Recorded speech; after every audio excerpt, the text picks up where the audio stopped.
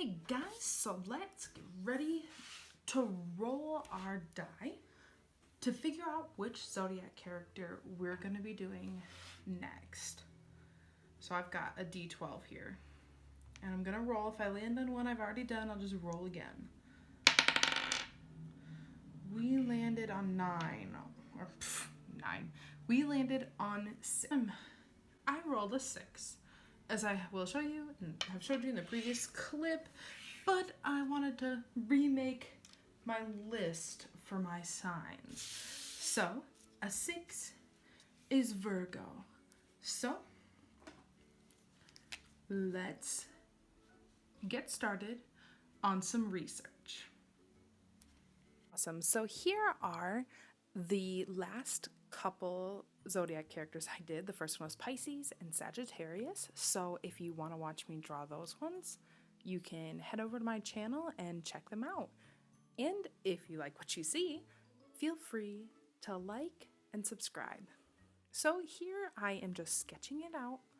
I started with the first pose on the left there, and I hated it, so I cut that part out and I went and jumped right into sketching out a new pose, and I instantly fell in love with it, and everything kind of fell together. Usually it takes me a couple more tries than that, but this pose, I really liked it. So from my research, I had found that some of the strengths of Virgos are they're analytical and hardworking. So because of that, I thought, if they're a little more, smart or whatever, she would have a shield, because we're drawing badass women here. And there's nothing more badass than a shield. So I did give her a little bit of a shorter, dagger. I don't know why, I just felt that it was, I get it, I'm not drawing them going into battle or anything, but a big heavy sword, takes 2 hands. Can't have a shield. Just not as practical. And that was another thing I'd found out about Virgos. They're very practical. So I gave her a shorter dagger, a little bit more versatile. So I also had found out that they were shy and hard on themselves. And so the reason I did draw her looking very confident, but that is because she's got her armor on. And I kind of saw the armor as a way to protect themselves, if they're shy and, hard on themselves, protect themselves from others and themselves. And kind of also saw the armor as getting ready to, put themselves out there if they're shy, and because they don't like criticism. Trust me, my husband is a Virgo, and criticism, it kills. So the colors that I also found, I saw lots of browns and grays and beige, earth colors. I also saw blue and green and pale yellow. I had initially tried putting the pale yellow on her blouse. It wasn't good. I was really, they're earth tones. Except for the yellow. I don't know where the pale yellow came from, but I do incorporate that later in the piece. But they were earth tones, and it's earth colors. How do I make it not look drab? So I used very vibrant blues and also some pastel blue to kind of get the sky feeling in there, and I stayed minimal with the browns and the beige just to keep it,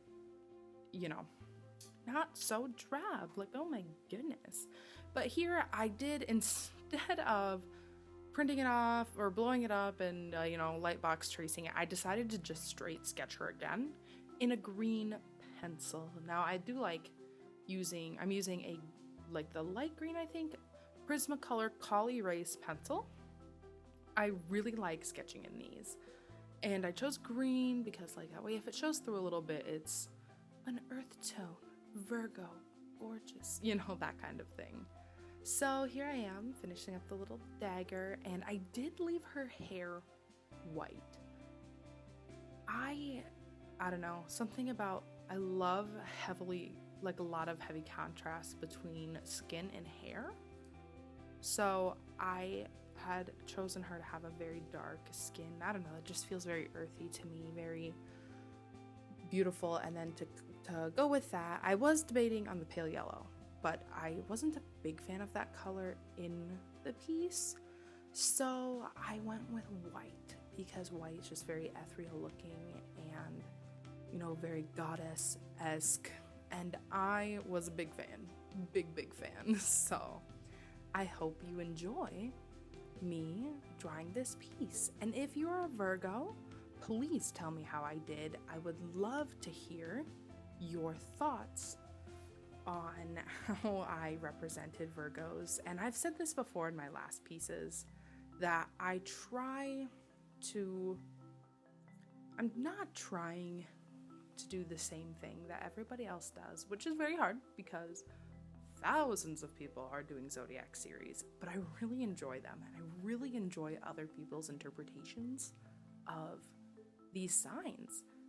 And I'm super psyched to maybe get to do something different to try to hit those people who maybe feel left out in how other people draw their signs. So I hope this piece makes you Virgos feel very badass. And if there's something you want to see in later videos, such as, you know, how you want your zodiac sign represented, please let me know in the comments. I would love to hear that. And when I roll the magic die to figure out what I'm doing next, I will certainly take those thoughts and comments into consideration. So I am back to the video. I am inking now. I don't usually show a lot of my inking process just because I get stressed out. Inking is both very fun and very stressful. You know, because one slip up and you're done for, you know? But I probably, you know, maybe to combat that, I should have copied this, but I didn't. It turned out pretty good though, I think. But I switched up my filming style a little bit differently, so everything was just going really smoothly, so I thought I would share this with you. And I am using a Copic Multiliner in the size 0.3. I really like these. I finally caved and bought the ones that you can switch out the nibs and get refillable ink for, you know, the little things to be, you know, maybe more environmentally conscious. My goal is I'm sitting here staring at my 1,000 of other pens, but you know, we're trying over here, so. But I do love inking a little bit, oh my gosh, it's a love-hate relationship. But this piece turned out really great. I'm working on with inking, adding in details and not being afraid to really kind of get in there, because I add lots and lots of details with my pencils when I'm sketching, and I'm trying to translate that into my inking process by adding, you know, so you can see I just went back in and kind of rounded off some corners to kind of just give it more dimension. So I hope you like it. Yeah, I do. I'm really digging it. So those little lines I'm kind of drawing there on her, I'm gonna just call them shin guards, they're just me trying to add some texture to, because it's supposed to be kind of like leather armor. So just me adding some texture, and that you'll see when I color it. That is not, it's not a crop top.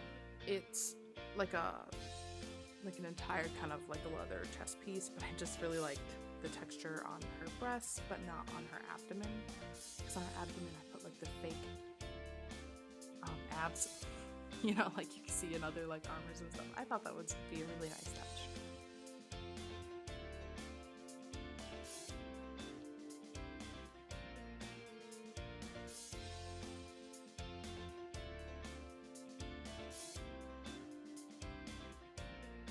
And you may wonder why I don't go through and, you know, use something perfectly round to get her shield.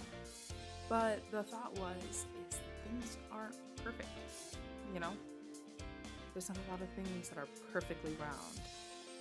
And I didn't want that, everything else to be really soft and flowy kind of looking.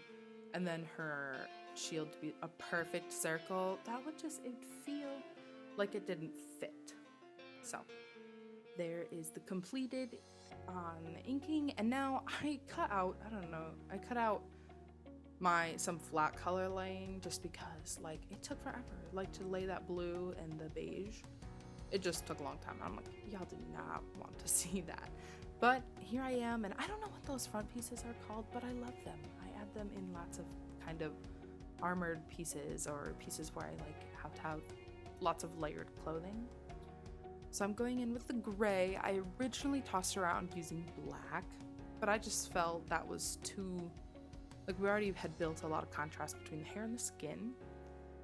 And most of the clothing was lighter and the black was just too dark. So I went in with a cool gray, a dark cool gray instead. And because I wanted to stay away from armor that was like brown or black, I used kind of this forest green. And I have to say, I don't use this color very often, but I think it turned out really great. I love it, and I love it paired with the beige and the blue.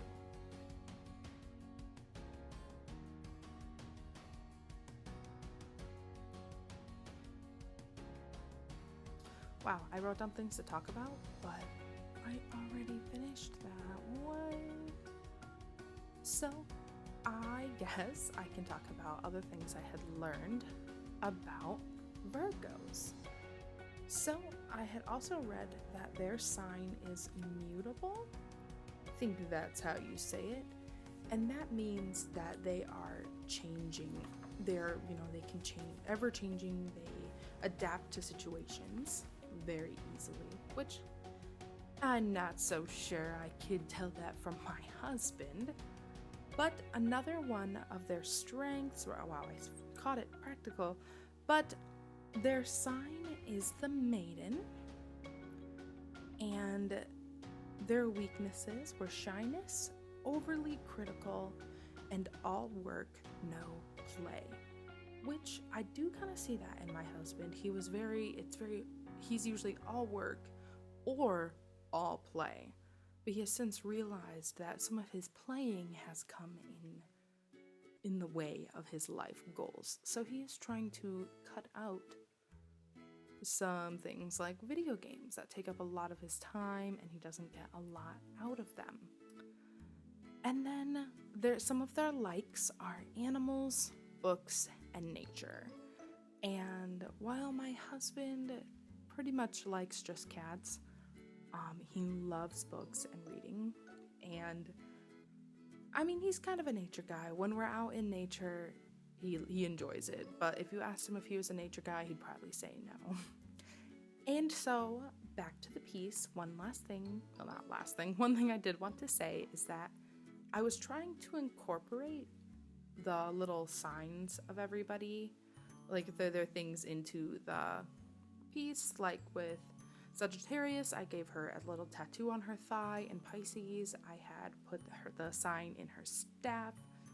Well, I didn't know where to put that here with Virgo, so instead of the little sign, I put the constellation on her shield. So that's why her shield kind of has that ombre effect on it. Later in the piece, I do add in the constellation, and I thought that was a really nice touch. So because of Virgo being a trendsetter here, my goal will always be to add in either the constellation or the sign, because sometimes I don't want to make it too corny, too cheesy. I don't have to squeeze the sign in last minute. With the other two, they were planned that way, but when you forget, if you just kind of add it in on top, it just really doesn't feel like it fits. So I was like, well, crap, I had already done the constellation, and I was like, I don't want to do both because that's a little much. So I just decided to cut it.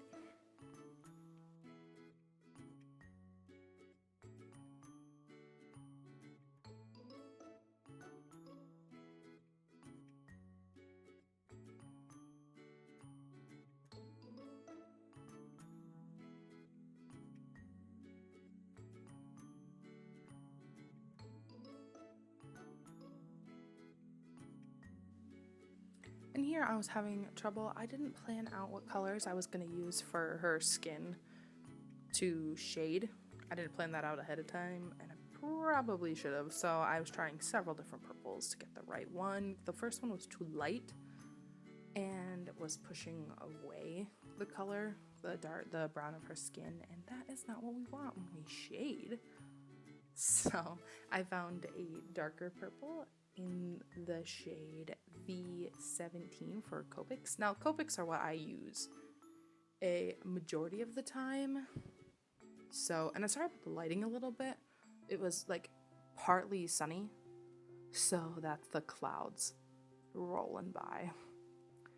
But anyway, back to, I mostly use Copics. I do own a set of Ohuhu brush markers. I don't use them a lot. I don't really like them. They are very saturated and very dark. I will later, after this after this series, I plan on doing a piece with just Ohuhu markers. And I might try to get my hands on, they're coming out with a pastel set. So, if they really are pastel and as light as they advertise, you bet that I will get them. And I will probably like them, because I do like their nibs. I do. So, here I am going in with my, I can't remember, I think this is my Signo, my Uniball Signo, in white, my gel pen, and adding in my fun little detail. So I kind of messed up on her face with this though. I did that where you mark it and then smear it, and it just didn't, it's a really fat pen, and that was probably not ideal for that area. So I did go back in later with a white pencil instead to kind of smooth that out. I should have just started with the pencil there, because it was just too much. And between a fat pen and my fat fingers, just, because I don't know if you can tell, but I have really, really big hands. So yeah, here I am going in with my pencil to add in some like under like lighting, where the light bounces back. Trying to put that college painting class education to use, huh?